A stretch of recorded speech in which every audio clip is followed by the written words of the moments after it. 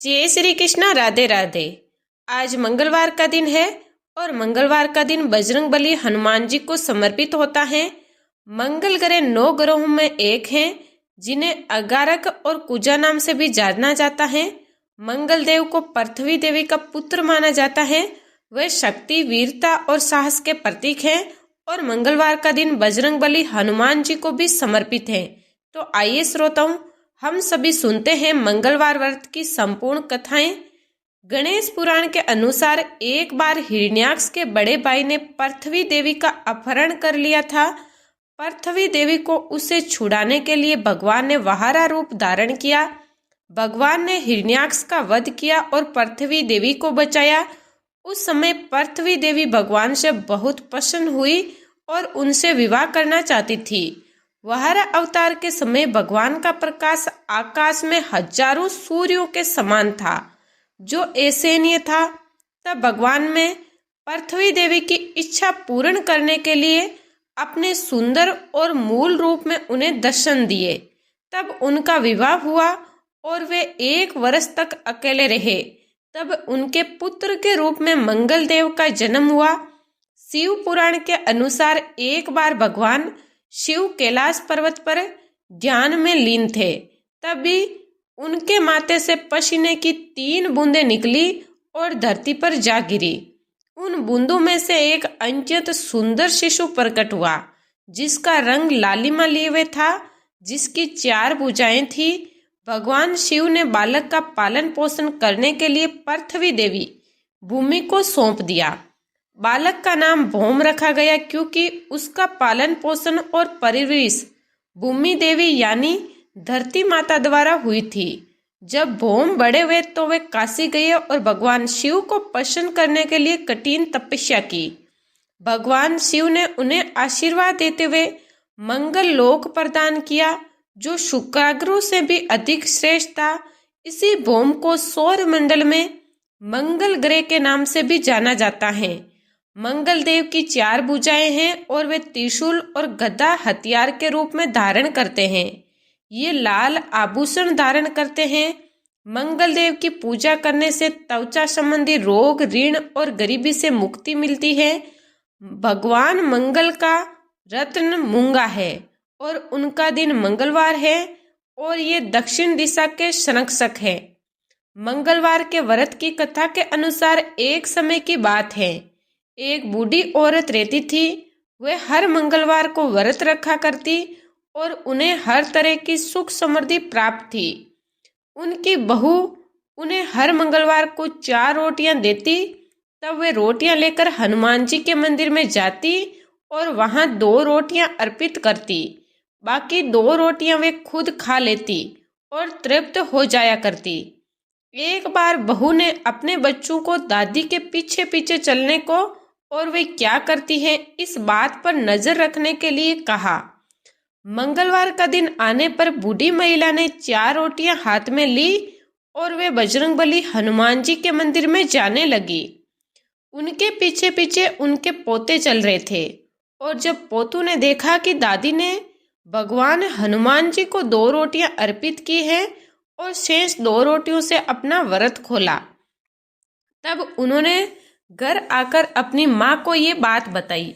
माँ को लगा कि बूढ़ी माई 2 रोटियां तो बर्बाद कर रही है और फिर उसने अगली बार केवल 2 ही रोटियां पकाने का निश्चय किया।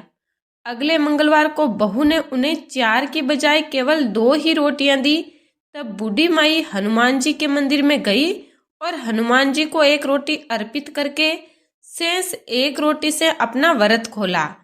उनके पोतों ने ये सब भी देखा और घर आकर फिर से अपनी माँ को सारा हाल बताया।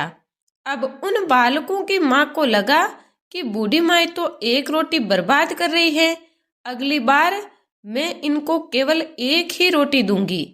ऐसा उसने फैसला किया। फिर अगला मंगलवार आने पर बहू ने बूढ़ी माई को केवल 1 ही रोटी दी और बूढ़ी माई उस 1 रोटी को लेकर हनुमान जी के मंदिर में चली गई। उन्होंने आधी रोटी भगवान हनुमान जी को अर्पित की, बाकी आधी से अपना व्रत खोला। उनके पोतों ने आज भी जब ये सब देखा तो आकर अपनी माँ को बताया। बहू ने सोचा कि बूढ़ी माई तो घर का पैसा बर्बाद कर रही है।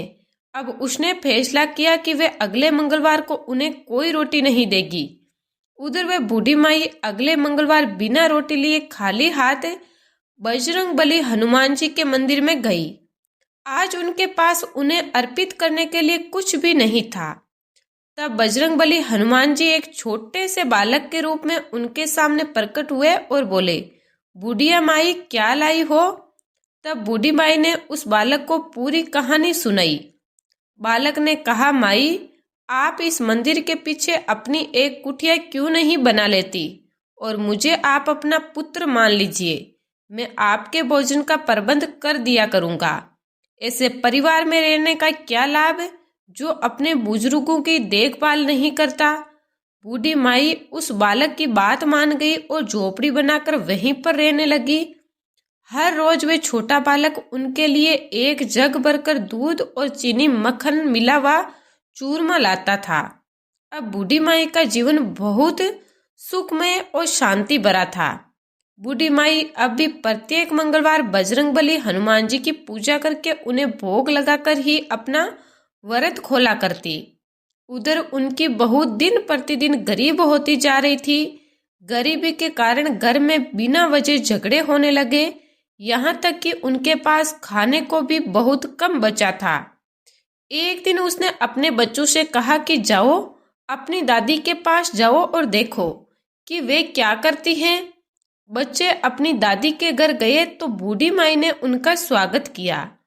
उन्होंने बच्चों को दूध और चूरमा दिया और उन्हें रोज आने के लिए कहा। बच्चे घर वापस आए और सारी बात अपनी माँ को बताई। माँ ये जानकर हैरान रह गई कि बूढ़ी माई कमजोर होने के बजाय बिल्कुल स्वस्थ थी। अब बहू को अपनी गलती का एहसास हुआ और वे बहुत पश्चाताप करने लगी। तब उसने अपने पति से उन्हें वापस लाने के लिए कहा, लेकिन उसके पति ने कहा, मैं क्यों जाऊं? हमारे कष्टों के लिए तो तुम ही जिम्मेदार हो। तुम रोज परिवार में झगड़ा करवाती हो। तुमने ही तो उन्हें घर छोड़ने पर विवश किया था। तुम तो थोड़े से भोजन के लिए भी उनसे ईर्ष्या करती थी। देखो उनके जाते ही इस घर की सारी सुख समृद्धि मिट गई। तुम्हें बड़ों और उनके नेक कार्यों का कोई आदर नहीं किया। तब बहू बोली, चलो हम सब उनके पास चलते हैं। हम उन्हें मना लेंगे कि वे वापस आ जाए। तब उसका पति मान गया और वे बूढ़ी माई के पास गए। वहां जाकर उन्होंने देखा कि एक छोटा बालक बूढ़ी माई के पास बैठकर उन्हें भोजन परोस रहा था। बूढ़ी माई की बहू अपनी सास के चरणों में गिर पड़ी और अपनी गलतियों के लिए क्षमा मांगने लगी। बूढ़ी माई ने उस बालक से कहा कि मैं उनके साथ जाऊं क्योंकि उन्हें अपनी गलती का एहसास हो गया है। बालक ने कहा, हाँ माँ जी, आप जा सकती हैं। अगर आपको कोई परेशानी ना हो तो फिर से आप वापस आ जाइएगा। अब बूढ़ी माई अपने परिवार के पास वापस लौट गई। अब भी बूढ़ी माई प्रत्येक मंगलवार का व्रत रखती, लेकिन अब उनकी बहू ने कभी भी हनुमान जी को अपने भोजन का आधा भाग अर्पित करने पर कोई भी आपत्ति नहीं जताई। उनके घर में फिर से सुख समृद्धि लौट आई और वे सभी सुखमय जीवन बिताने लगे। एक बार एक ब्राह्मण दंपति थे। उन्हें संतान सुख प्राप्त नहीं था। इस कारण वे बहुत दुखी रहा करते थे। ब्राह्मण पुत्र प्राप्ति की कामना में हनुमान जी की पूजा करने के लिए एक बार वन को चले गए। वहां भक्ति भाव से वे हनुमान जी की पूजा करने लगे। घर पर उनकी पत्नी भी पुत्र प्राप्ति के लिए प्रत्येक मंगलवार का व्रत करती थी। व्रत के अंत में भोजन बनाकर हनुमान जी को भोग लगाने के बाद ही खुद भोजन ग्रहण करती थी। एक बार किसी कारण से ब्राह्मणी भोजन बनाकर हनुमान जी को भोग नहीं लगा पाई तो उन्होंने अपने मन में प्रण किया कि अब अगले मंगलवार को हनुमान जी को भोग लगाने के बाद ही वे भोजन करेगी। इस तरह 6 दिन भूखे रहने के कारण मंगलवार के दिन वे मूर्छित हो गई। हनुमान जी उन ब्राह्मण की भक्ति, लगन और निष्ठा देखकर प्रसन्न हो गए। उन्होंने प्रकट होकर दर्शन दिए और कहा, मैं तुमसे बहुत प्रसन्न हूँ। तुम्हें एक सुंदर बालक देता हूँ जो तुम्हारी बहुत सेवा करेगा। तब हनुमान जी ने ब्राह्मणी को बाल स्वरूप में दर्शन दिए और अंतर्ध्य हो गए। सुंदर बालक को पाकर ब्राह्मणी बहुत प्रसन्न हुई और उन्होंने बड़े प्रेम से बालक का नाम मंगल रखा। कुछ समय बाद जब ब्राह्मण वंश से वापस आए तो बालक को देखकर पत्नी से पूछा, ये बालक कौन है? पत्नी बोली, मंगलवार के व्रत से प्रसन्न होकर हनुमान जी ने दर्शन देकर मुझे ये बालक दिया है। लेकिन ब्राह्मण देवता को पत्नी की बात पर विश्वास नहीं हुआ, तो उन्होंने सोचा कि उसकी पत्नी उनसे झूठ बोल रही है और अपना पाप छुपाना चाहती है। एक दिन ब्राह्मण कुएं पर पानी भरने जा रहे थे। ब्राह्मणी ने मंगल को भी साथ ले जाने को कहा। ब्राह्मण देवता मंगल को भी साथ ले गए। मंगल को नाजायज समझते हुए उन्होंने उसे धकेलकर कुएं में गिरा दिया और पानी लेकर घर आ गए। घर आने पर ब्राह्मणी ने पूछा, मंगल कहाँ है? ब्राह्मण देवता कुछ बोलते इससे पहले ही मंगल मुस्कुराता हुआ घर में आ गया। ये देखकर तो अब तो ब्राह्मण देवता आश्चर्य में पड़ गया। सोचने लगे कि इस बालक को तो मैंने कुएं में धकेल दिया था। फिर रात को सपने में ब्राह्मण देवता ने हनुमान जी को देखा और वे कह रहे थे कि ये बालक मैंने दिया है, तुम्हारा पत्नी पर शक करना उचित नहीं है, वे तो पतिव्रता स्त्री है। ब्राह्मण ये सच जानकर बड़े प्रसन्न हुए और शर्मिंदा भी हुए। इसके बाद तो ब्राह्मण दंपति ने हर मंगलवार को निष्ठा के साथ भक्ति के साथ व्रत करा और आनंद पूर्वक वे अपना जीवन बिताने लगे। इस प्रकार जो भी व्यक्ति मंगलवार का व्रत करता है और मंगलवार के व्रत की कथा पढ़ता है या सुनाता है या दूसरों को सुनाता है, तो हनुमान जी की कृपा से उन्हें सभी प्रकार के सुख प्राप्त होते हैं। बोलिए बजरंगबली की जय। बोलिए सियावर रामचंद्र जी की जय।